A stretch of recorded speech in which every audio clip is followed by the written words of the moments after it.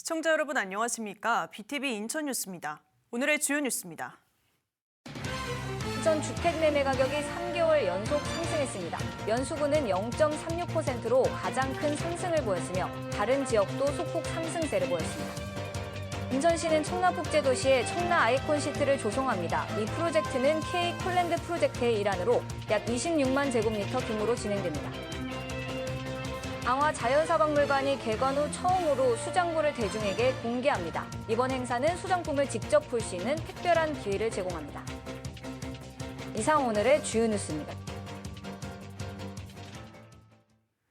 인천에선 대규모 철도 사업들이 추진되고 있습니다. KTX부터 GTX, 그리고 서울 7호선 연장선까지 진행 중인데요. 철도 사업이 모두 완료되면 단절됐던 생활권이 이어지고 시민들의 이동 시간도 크게 줄어들 것으로 기대됩니다. 이정윤 기자입니다. 본격적으로 공사가 시작된 GTX 비노선. 인천 송도에서 출발해 서울역을 거쳐 남양주 마석까지 이어지는 수도권 광역급행철도입니다. 2031년 GTX가 개통하면 인천에서 서울까지 20분대에 갈 수 있습니다. 특히 인천 구간에는 추가 정거장이 생깁니다. 인천시는 얼마 전 경제성을 확보했다며 청학역 추가 정거장 신설을 공식 확정했습니다. 청학역 신설이 확정됐습니다. 정부로부터 예타에 대한 타당성이 인증됐기 때문에 시에서는 앞으로 민자 사업자하고 협약을 통해서 이 사업도 차질 없이 진행될 수 있도록 할 것입니다. 올 연말 개통을 목표로 순항 중인 인천발 KTX. 수인선 송도역을 출발해 전국 주요 도시로 연결됩니다. 인천에서 부산까지 약 2시간 30분, 목포까지 2시간 10분 만에 이동이 가능해 전국 반나절 생활권 시대가 열립니다. 이제 인천발 KTX 개통이 되면은 바로 인천에서 출발한 KTX는 대전, 대구, 광주, 부산을 한두 시간대에 도달하는 그야말로 혁명적인 어뢰진 인천이 실현되는 그런 교통시대를 봅니다. 서울 7호선 청라 연장선도 내년 하반기 개통을 앞두고 있습니다. 7호선 종점인 성남역에서 공항철도 청라국제도시역을 연결하는 총 10.7km로 모두 8개 역이 생깁니다. 먼저 6개 역이 2027년 하반기에 개통하고 추가된 스타필드역 등 2개 역은 2029년에 개통할 예정입니다. 인천시는 수도권과 전국을 잇는 교통망 구축뿐만 아니라 원도심과 신도시를 연결하는 인천 순환 3호선도 추진하고 있습니다. BTV 뉴스 이정윤입니다. 강화 자연사박물관이 특별한 프로그램을 진행합니다. 박물관 개관 이래 처음으로 수장고를 개방하게 되는데요. 대중들에게는 10년 만에 처음 공개되는 것이어서 벌써부터 관심이 높습니다. 구혜희 기자가 미리 현장에 다녀왔습니다. 금방이라도 날아오를 듯 날개를 펼친 수리부엉이 우리나라 천연기념물로 보호되고 있습니다. 주로 강화군에서 많이 발견됩니다.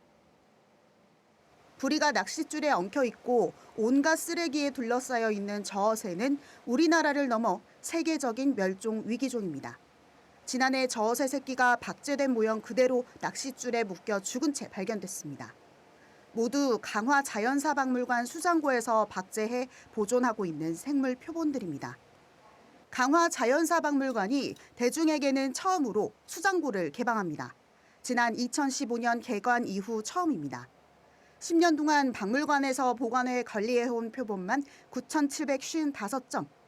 조류부터 포유류, 곤충들까지 그 종류도 다양합니다. 강화 자연사박물관에서는 표본들을 온전하게 보존하기 위해 온도와 습도를 일정하게 유지하는 것은 물론 IPM 유해 생물 관리를 도입해 운영하고 있습니다. 곰팡이라든지 충에 대해서 미리 예방 차단을 하고 모니터링을 해서 또 어떠한 곤충이 발견이 되는지 이런 것들을 미리 사전에 예방을 하기도 합니다. 이번 수장고 개방은 겨울방학을 맞아 열리는 교육 프로그램입니다. 대중들에게는 출입이 금지되어 오던 수장고인 만큼 관람객들에게 특별한 경험을 선사할 것으로 기대됩니다. 이번 수장고 탐방 프로그램을 기획하게 된 이유는 그동안 일반인의 출입이 금지된 수장고 공간을 개방함으로써 관람객들에게 새로운 볼거리를 제공하고 또 어떠한 표본들이 어떻게 보관되어 있는지를 소개하기 위해서 기획하였습니다. 이번 수장고 탐방 프로그램은 오는 24일과 다음 달 7일 2회에 걸쳐 진행되고 수장고 표본을 보호하기 위해 관람객은 하루 20명으로 한정해 운영합니다. BTV 뉴스 구혜입니다. 인천시 중구문화재단이 중구 구민의 물품을 받아 특별 전시회를 처음으로 열었습니다.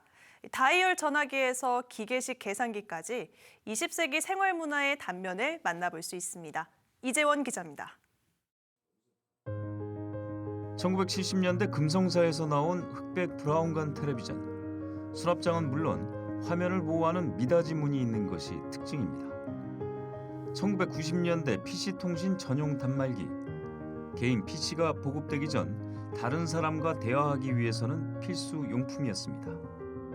1920년대 미국산 축음기부터 1950년대 진공관 라디오까지 20세기 볼거리들이 넘칩니다. 인천 중구문화재단이 기증유물 특별전시회를 열었습니다. 중구 구민인 고일상 씨에게 123점을 받아 그 가운데 20점을 전시했습니다. 주민에게 기증받아 전시한 것은 이번이 처음입니다. 중구 구민이 기증하신 기증 유물을 바탕으로 중구의 근현대 생활상을 조명하고 나아가 기증의 공유와 의미를 환기시키는 취지로 전시를 마련하게 됐습니다. 이번 특별전은 인천 중구 생활사 전시관에서 만나볼 수 있습니다. 매주 화요일에서 일요일까지 오전 9시부터 오후 6시 사이 무료로 관람할 수 있습니다. BTV 뉴스 이재원입니다. 2028년 3월 인천 고등법원 개원을 앞두고 인천에선 지역을 법률 중심 도시로 육성하기 위한 사법 생태계 조성 논의가 본격화되고 있습니다. 인천시 의회는 시민과 전문가 의견을 수렴하는 공청회를 열고 중장기 정책 방향을 점검했습니다. NIB 이하영 기자입니다. 2028년 3월 인천 고등법원 개원이 확정되면서 인천에서는 개원 이후를 대비한 사법 생태계 조성 논의가 본격화되고 있습니다. 인천시는 교통 개선을 통한 사법 접근성 강화와 시민 홍보, 지역 인재 양성, 일자리 창출 등 5개 분야를 중심으로 인천형 사법 생태계 구축 방안을 준비하고 있습니다. 이런 가운데 인천시 의회에선 관련 정책 방향을 점검하고 시민과 전문가 의견을 수렴하기 위한 공청회가 열렸습니다.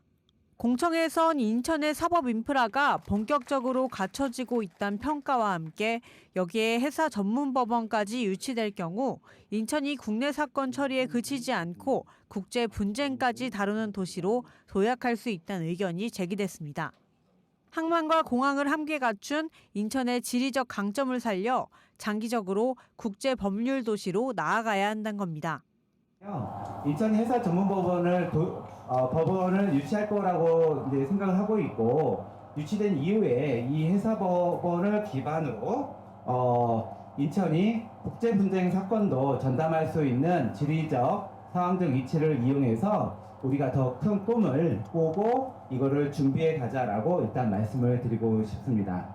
또 인천 고등법원 설립을 계기로 로스쿨의 역할을 단순한 인력 배출을 넘어 지역 사법 생태계를 설계하는 방향으로 확대해야 한다는 제언도 나왔습니다.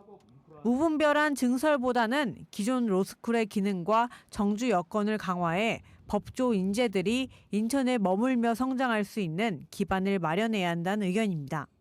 저는 로스쿨, 변호사회, 법원, 지자체, 언론 모든 기관들이 유기적으로 협력이 맞물릴 때 비로소 인천고등법원 설치는 하나의 새로운 건물의 설립이 아니라 새로운 시대가 열리는 그런 계기로서 기능할 것이라고 생각합니다.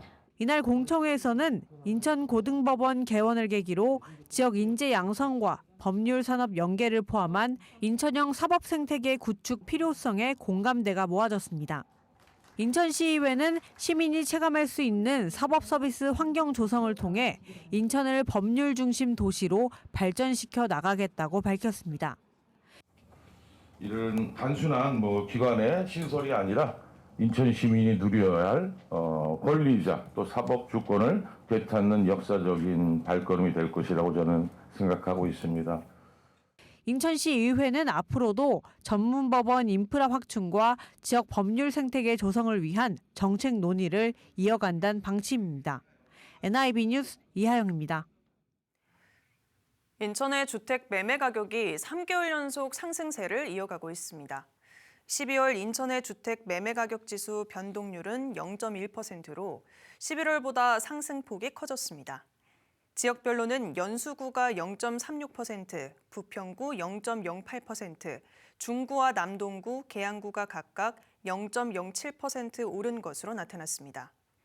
전세와 월세 가격 상승폭도 더 커졌습니다. 전세 가격은 0.23%에서 0.26%로, 월세 가격은 0.22%에서 0.29%로 오름세가 이어졌습니다.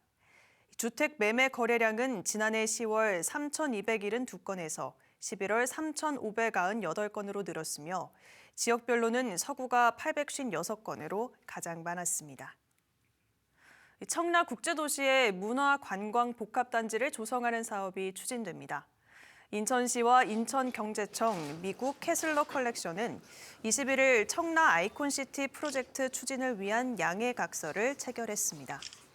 청라 아이콘시티는 인천시가 추진 중인 K-콘랜드 프로젝트의 일환으로 약 26만 제곱미터 규모로 조성됩니다.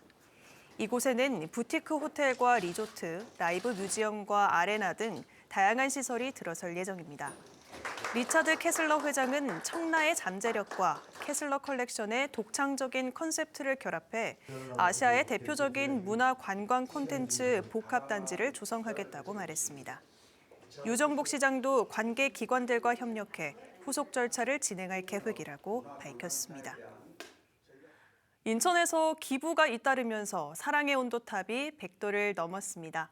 인천 사회복지공동모금회는 20일 기준 희망 나눔 캠페인 목표액인 108억 8천만 원을 달성했다고 밝혔습니다.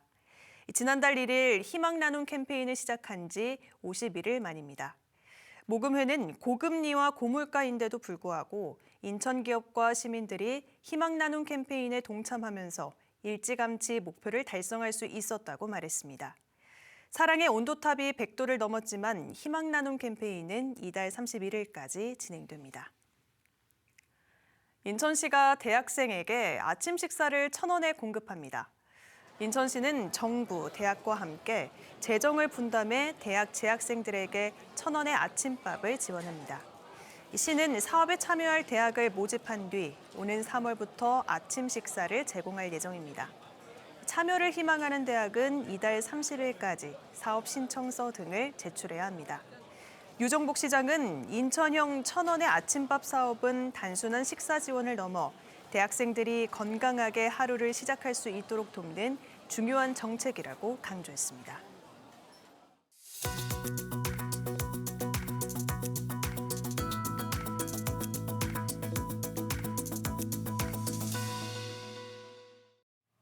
인천 지역 일간지에 올라온 주요 뉴스를 살펴보는 오늘의 빅 시간입니다. 먼저 인천일보입니다.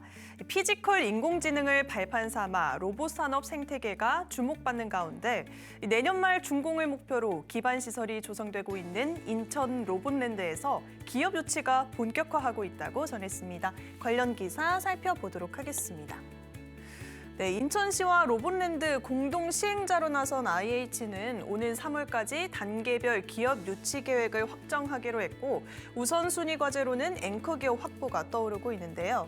IH 관계자는 기업들과 개별 면담을 하면서 실질적으로 필요한 인센티브나 투자 조건들을 구체화하고 있다며 양해각서 체결 등으로 앵커 기업 투자에 가시적 성과가 나면 중견 중소기업을 동반 유치하는 효과가 극대화할 것이라고 말했습니다. 인천 로봇랜드 전체 면적 76만 9,281제곱미터 가운데 산업시설 용지를 포함한 29만 7천 제곱미터는 지난달 도시첨단 산업단지로 지정됐습니다. 계속해서 경인일보도 살펴보도록 하겠습니다. 서해 북단 인천 연평도 주민과 군 장병들이 잦은 여객선 결항으로 분통을 터뜨리고 있다는 기사입니다. 관련 기사 살펴보도록 하겠습니다. 네, 연평동 성착장 앞바다에 쌓인 퇴적물로 수심이 낮아져 간조대는 여객선이 접안하지 못하는 상황인데요.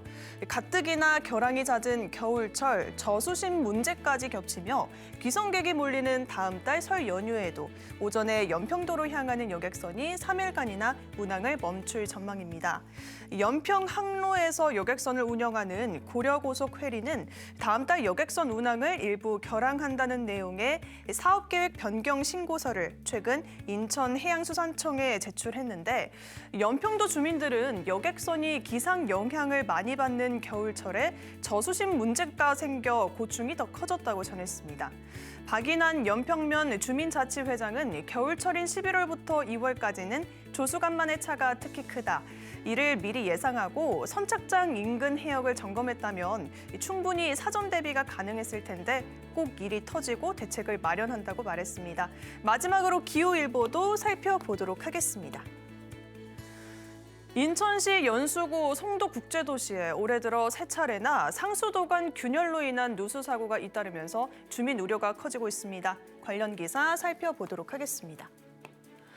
네, 지난 20일 송도 이동 행정복지센터 앞 사거리에서 누수가 발생했으며 사고 원인으로는 상수도 연결부의 균열로 확인되고 있는데요.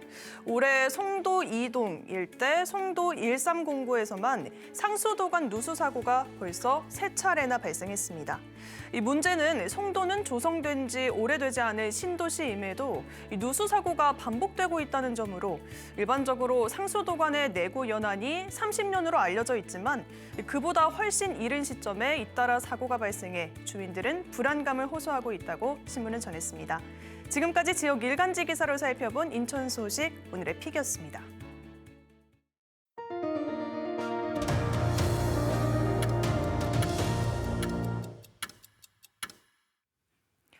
오는 3월부터 전국적으로 통합 돌봄 제도가 시행됩니다.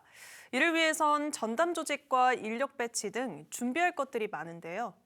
하지만 인천시의 준비가 미흡한 것으로 나타나 우려의 목소리가 나오고 있습니다. 이정윤 기자의 보도입니다. 오는 3월 본격적으로 시행되는 돌봄 통합 지원법. 노인과 장애인 등 돌봄이 필요한 사람이 살던 곳에서 의료와 요양, 복지 서비스를 한꺼번에 이용할 수 있는 제도입니다. 제도 시행까지 남은 시간은 2달여 남짓. 하지만 시민사회단체는 인천시의 준비 상황이 낙제점이라며 대책 마련을 촉구하고 나섰습니다. 보건복지부가 발표한 준비 현황을 보면 인천은 52%로 전국 17개 시도 중 꼴찌입니다. 조례 제정과 전담 조직 배치 등 기반 조성이 66.7%, 신청 발굴과 서비스 연계 등 사업 운영은 30%에 불과한 것으로 나타났습니다. 시민사회단체는 법이 시행돼도 현장에서 서비스를 기획하고 집행할 체계조차 갖춰지지 않았다고 강하게 비판했습니다. 인천시의 준비 부족은 병원과 시설을 전전하며 삶의 마지막까지 불안에 떠는 노인, 중증장애인, 섬, 취약주민 주민들에게 고사히 전가되고 고독사, 방임, 열악한 임종 환경을 방치하는 결과로 이어질 것으로 생각합니다. 이들은 돌봄 문제는 시민의 생명과 직결된 만큼 즉각 비상대책을 수립하라고 요구했습니다. 제도가 시행되기 전까지 모든 군구에 통합 돌봄 전담 조직을 설치하고 전문 인력을 배치하라고 촉구했습니다. 또 실제 현장에서 서비스가 이뤄질 수 있도록 점검이 필요하다고 강조했습니다. 형식적인 조례 제정에 그치지 말고 통합 돌봄이 기존 돌봄 사업의 확장이 아닌 실제 시민들의 존엄한 노후를 위한 서비스를 받을 수 있도록 신청 발굴 및 서비스 연계 체계를 현장 중심으로 재점검하라. 이에 인천시는 통합돌봄 시행을 위한 기반 조성을 준비 중이라고 밝혔습니다. 현재까지 10개 군구에 전담 인력을 배치했고 행정체제가 개편되는 중구와 서구를 제외한 군구에는 전담 조직도 구성했다고 설명했습니다. 인천시는 이달 말부터 정기적으로 회의를 열어 진행 상황도 점검할 예정입니다. BTV 뉴스 이정윤입니다. 인천에서 발생한 대형 화재가 대폭 감소한 것으로 나타났습니다. 인천소방본부는 지난해 인천에서 발생한 대형 화재로 인한 소방대응 단계 발령 횟수는 3번이라고 밝혔습니다. 이는 지난 2024년 대비 75% 감소한 것으로 조사됐습니다. 화재 건수는 1,292건으로 전년 대비 2% 감소했고 화재로 인한 인명피해도 31% 감소한 것으로 확인됐습니다.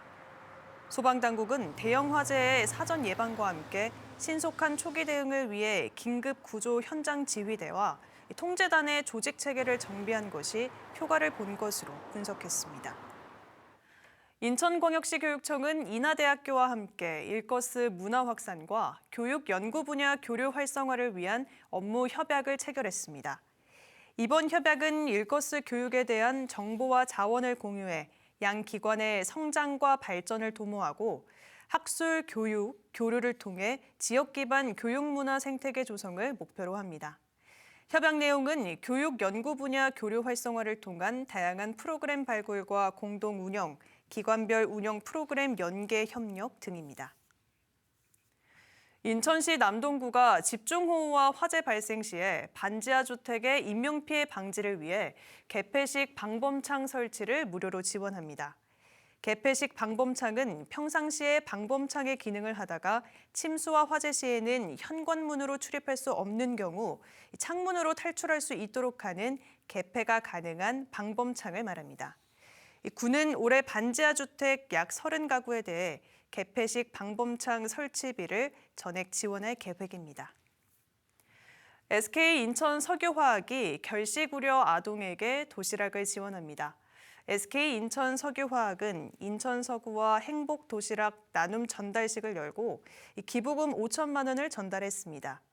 이번 지원으로 결식 우려 아동 120명은 일주일에 2차례 도시락을 받게 됩니다. SK 인천 석유화학은 지난 2018년부터 도시락 지원 사업을 이어오고 있으며 현재까지 1000여 명의 아동에게 건강한 한 끼를 제공했습니다.